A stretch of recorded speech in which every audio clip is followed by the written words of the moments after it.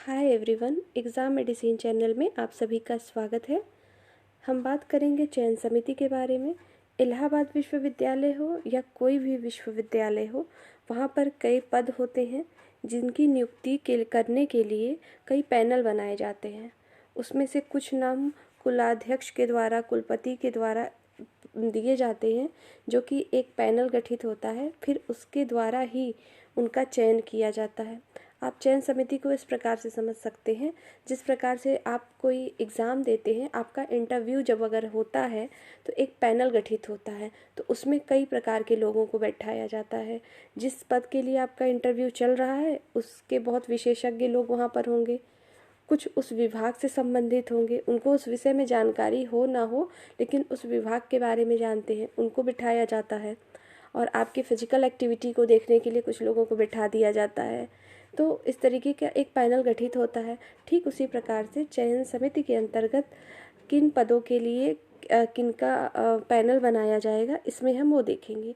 और ये जो बताया जा रहा है आपके इलाहाबाद यूनिवर्सिटी एक्ट के तहत है। चलिए देखते हैं। ये वीडियो आप सबके लिए इम्पॉर्टेंट है, आप इसे 1 से 2 बार देखिएगा, ध्यान से सुनिए। आपको इसमें लिखना रटना नहीं पड़ेगा, आपको ये चीज़ें याद हो जाएंगी। देखिए, पहला हमारा है चयन समिति क्या है। तो देखिए, आचार्य, उपाचार्य, प्राध्यापक, कुल सचिव, वित्त अधिकारी, पुस्तकालय अध्यक्ष होगा तथा विश्वविद्यालय संकायों के निर्देशक और विश्वविद्यालय द्वारा चलाए जाने वाले स्वतंत्र केंद्रों के अध्यक्ष के पदों पर नियुक्ति के लिए कार्य परिषद को सिफारिश करने के लिए चयन समिति होगी। ठीक है, पहली बात तो आपने यहाँ पे एक नई चीज़ देखी होगी, स्वतंत्र केंद्र। स्वतंत्र केंद्रों का मतलब है इलाहाबाद यूनिवर्सिटी के तहत कई सारे आपके महाविद्यालय हैं, उनके जो अध्यक्ष होंगे उनकी बात की जा रही है। और आपको बता दें कि जब कभी भी अगर आपके पेपर में पूछ भी ले, अगर आपको नहीं ऑप्शन आ रहे हैं, अगर कार्य से संबंधित पूछता है कि कार्य के लिए क्या इंपॉर्टेंट है, तो वो कार्य परिषद होती है। ठीक है, और अगर किसी विद्या से रिलेटेड विद्या परिषद किस लिए होती है, मेन आपकी जितने भी आपके संकाय होते हैं, विषय होते हैं, उससे संबंधित डिपार्टमेंट के लिए विद्या परिषद इम्पॉर्टेंट होती है। जैसे कि विश्वविद्यालय है या उसके संगठक महाविद्यालय होंगे, वहाँ पे क्या शेड्यूल बनाना है, क्या पेपर होगा, क्या सिलेबस होगा, ये सब जब तक कि विद्या परिषद नहीं बातचीत हो जाती, जब तक डिस्कशन विद्या परिषद के सदस्यों से नहीं होगी, तब तक कार्य परिषद आगे नहीं बढ़ता है। और कार्य परिषद का काम क्या है, जितने विभाग होते हैं उनमें किनकी नियुक्ति करनी है, वहाँ के कार्य कैसे होंगे, कुल सचिव के कार्य क्या होंगे, ये सब बिना कार्य परिषद के नहीं होते हैं। तो विद्या परिषद के नाम से ही आपको पता होना चाहिए कि विद्या का मतलब क्या है।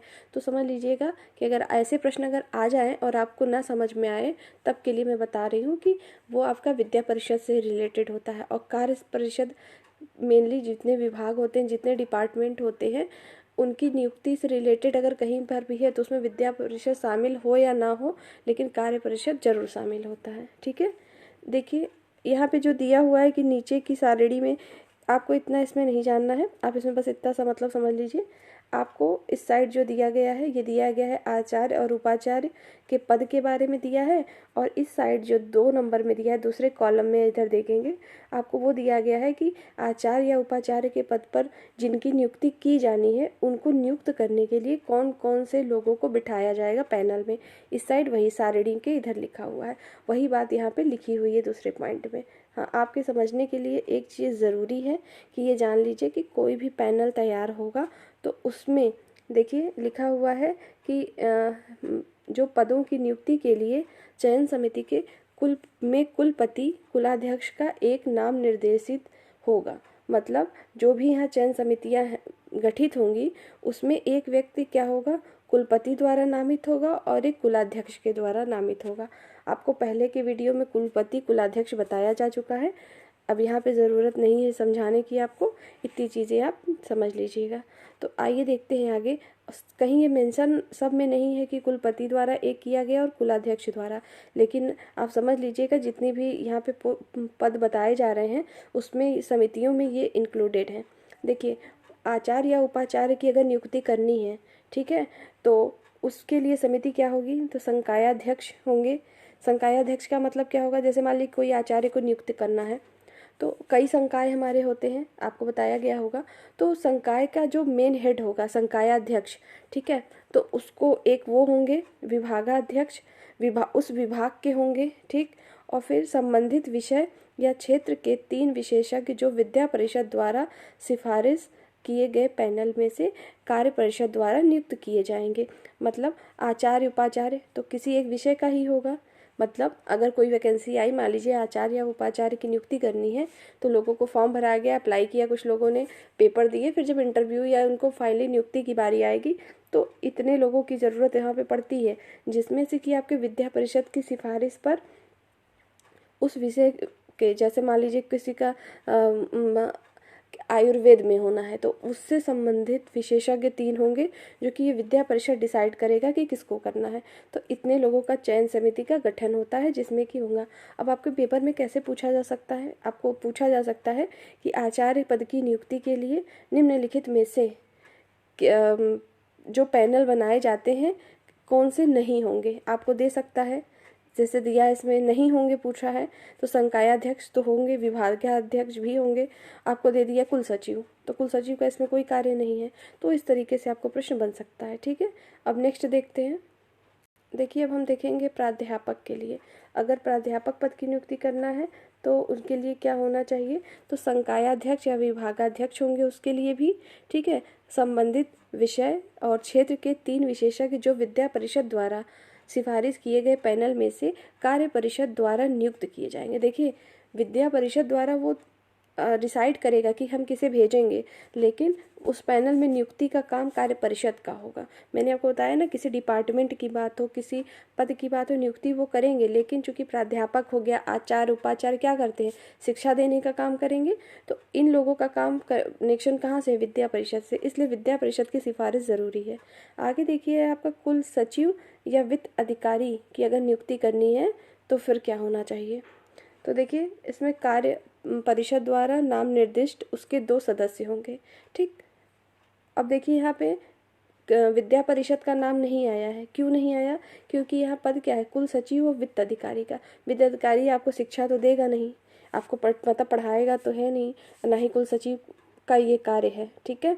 तो इसलिए यहाँ पे आप देखेंगे कि यहाँ पे विद्या परिषद का नाम नहीं आया है, कार्य परिषद इंपॉर्टेंट हो गया है। इसलिए है कि कार्य परिषद द्वारा नाम निर्दिष्ट उसके 2 सदस्य होंगे, ठीक है। और कार्य परिषद द्वारा नाम निर्दिष्ट ऐसा एक व्यक्ति जो विश्वविद्यालय या विश्वविद्यालय द्वारा चलाए जा रहे उसके विशेषाधिकार में स्वीकृत संस्था की सेवा में ना हो। मतलब देखिए कुछ लोगों को ऐसा भी होता है ना, जहाँ आप लोग ऐसे बात करते हैं कि अगर उसी डिपार्टमेंट का कोई हुआ तो करप्शन के चांसेस होते हैं, तो उसकी सेवा में ना हो तो उसको बाहर से बुलाया जाएगा, ठीक है। इसीलिए ये चीज़ लिखी हुई है। अगला है आपका, हम देखेंगे पुस्तकालय अध्यक्ष। पुस्तकालय अध्यक्ष के लिए क्या है जानिए। देखिए 3 व्यक्ति जो विश्वविद्यालय या विश्वविद्यालय द्वारा चलाए जा रहे या उसके विशेषाधिकार में स्वीकृत संस्थान की सेवा में न हो, जिन्हें पुस्तकालय विज्ञान या पुस्तकालय प्रशासन के विषय का विशेष ज्ञान हो, कार्य परिषद द्वारा नाम निर्दिष्ट किए जाएंगे। देखिए ऐसे व्यक्ति को ही यहाँ पे मतलब रखा जाएगा जो कि मतलब वो प्रशासन का, मतलब उसको पुस्तकालय का अच्छे से ज्ञान हो, ठीक है, उसको प्रशासन उसके बारे में पता हो, कार्य परिषद द्वारा निर्दिष्ट होगा। लेकिन वो विश्वविद्यालय द्वारा चलाए जा रहे जैसे उसी विश्वविद्यालय के अंतर्गत जो आ रहे हैं उनको नहीं रखा जाएगा, क्योंकि ये जाहिर सी बात है कि जो लोग होते हैं तो वो यही सोचेंगे कि मेरे ही कोई परिचय में हो तो वो उसका हो, इसी रीजन से रखा नहीं जाता है। देखिए वो व्यवहारिक रूप में क्या होता है वो तो बात की बात है, लेकिन आपको अगर पेपर में आता है तो आपको फैक्ट तो ये लिखना होगा, क्योंकि आप यहाँ पे हम देखेंगे विश्वविद्यालय द्वारा चलाए जा रहे विश्वविद्यालय संस्थान का निर्देशक या स्वतंत्र केंद्र का अध्यक्ष, जो विश्वविद्यालय होते हैं उसके संगठक महाविद्यालय या जो केंद्र स्वतंत्र केंद्र बनाए जाते हैं उनके अध्यक्ष की नियुक्ति के लिए। तो देखिए इसमें है कि संबद्ध विषय या क्षेत्र के 3 विशेषज्ञ जो विद्या परिषद द्वारा सिफारिश किए गए पैनल में कार्य परिषद द्वारा नियुक्त होंगे। चूँकि यहाँ पे विश्वविद्यालय के अध्यक्ष की बात हो रही है तो इस वजह से यहाँ पे विद्या परिषद इंक्लूड होगा, ठीक है। जहाँ पर भी उपाचार्य, प्राचार्य या किसी संकाय के मेन हेड की बात आएगी वहाँ पर विद्या परिषद इंक्लूड होगा। नहीं, बाकी जगह पे जहाँ पे शिक्षा की बात नहीं है वहाँ पे कार्य परिषद इंक्लूड होता है। तो इस प्रकार से जितनी चीज़ें आपने अभी यहाँ पर देखी हैं कि किस किस पद के लिए कितने लोगों का पैनल बनेगा और उसमें क्या कौन कौन से लोग शामिल होंगे, ये ज़्यादा ज़रूरी है, तो इसको ध्यान से पढ़ लीजिएगा।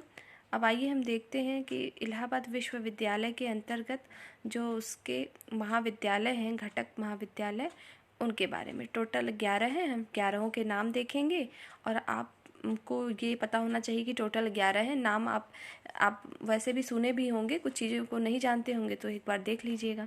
आइए देखते हैं। देखिए आप यहाँ पे देख रहे हैं कि घटक महाविद्यालय, निम्नलिखित घटक महाविद्यालय होंगे। तो आइए देखते हैं कौन कौन से हैं। देखिए इलाहाबाद डिग्री कॉलेज इलाहाबाद है, आर्य कन्या डिग्री कॉलेज इलाहाबाद। इलाहाबाद तो सब में रहेगा तो उसको बताने की ज़रूरत नहीं है, नाम देख लीजिए। चौधरी महादेव प्रसाद डिग्री कॉलेज और इविंग क्रिश्चियन कॉलेज, ईश्वर शरण डिग्री कॉलेज। नेक्स्ट है आपका Hamidia girls degree college, Jagat Tarang girls degree college, KP training college, Rajarshi Tandon girls degree college, Sanwal Das Sadan Lal Khanna girls degree college. और नेक्स्ट है आपका श्यामा प्रसाद मुखर्जी राजकीय डिग्री कॉलेज। तो ये टोटल 11 हैं जो कि इसके घटक विद्यालय हैं। ठीक है, आप जब वहाँ नियुक्तियाँ पढ़ रहे थे तो देखिए जैसे ये जितने भी आपको घटक महाविद्यालय आपने देखे, इन सब के भी एक हेड होंगे। इनकी नियुक्ति की बात इनकी नियुक्ति कैसे होती है? इनकी नियुक्ति के लिए तो पहले आपके कुलाध्यक्ष और कुलपति द्वारा नाम निर्दिष्ट एक एक व्यक्ति होंगे और उस विषय से संबंधित व्यक्ति होंगे, लेकिन इसके लिए विद्या परिषद भी जरूरी होगी। ठीक है, तो इस तरह से। लेकिन अगर वहाँ के देखिए आपने अधिकारी को मैंने पहले पढ़ाया है और प्राधिकारी पढ़ाया है आपको ना। जैसे प्राधिकार का मतलब उसमें क्या क्या थे, जैसे सभा थी, विद्या परिषद है, आपका कार्य परिषद होता है, ये सब जो होते हैं आपके उस कार्य परिषद के अंतर्गत आएंगे। ठीक है, जो उन पे किसी की नियुक्ति होती है, जिनका संबंध कुल मिला के शिक्षा से नहीं होगा। शिक्षा से मतलब होता है कि आपको जो शिक्षा नहीं देंगे। अब जैसे आपके प्राचार्य हैं, अध्यापक हैं वहाँ के, और प्राचार्य हो गए, ठीक है, और संकायों के अध्यक्ष है तो उनको भी उस विषय के जानकार होंगे, तभी तो उनको अध्यक्ष बनाया जाएगा। तो उसमें जो है विद्या परिषद इंक्लूडेड होगा, जो उसमें नहीं है उसमें आपकी कार्य परिषद। तो इस वीडियो में इतनी ही चीज़ें हैं, आप इसको अच्छे से देखिए और चीज़ों को याद करिए। ठीक है, तो फिर नेक्स्ट वीडियो में फिर मिलेंगे, तब तक के लिए टेक केयर, जय हिंद।